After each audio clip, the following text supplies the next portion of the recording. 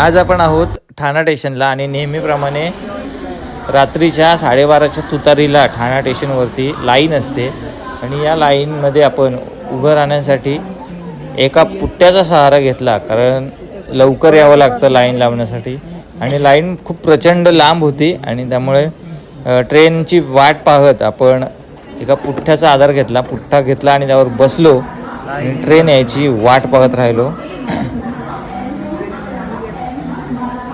तुतारीची line चला कोकणात गावाला. मंडळी, प्रचंड गर्दी येते कुठून?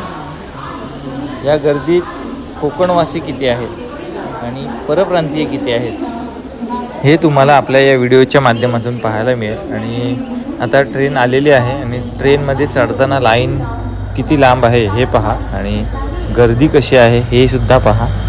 तर मंडळी, आय डीवर नवीन असाल तर फॉलो करा.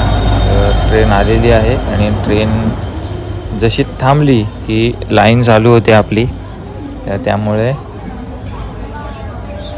आता सर्व पब्लिक एक लाईनमध्ये कशी चढते ते पहा.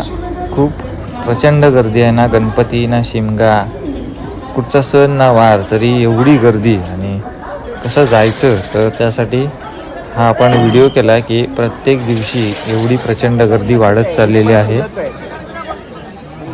तर कोकणकरांसाठी एक रात्रीची स्पेशल ट्रेन असावी अशी इच्छा आहे. तुम्हाला काय वाटतं शेअर करा. परवाच गेलो होतो आणि आता परत चाललो. उभा राहायला जागा नाही, काय करायचं भेंडी.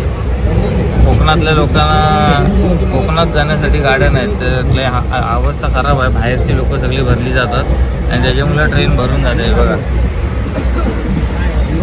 सगळे बाहेरचे गँग आहे.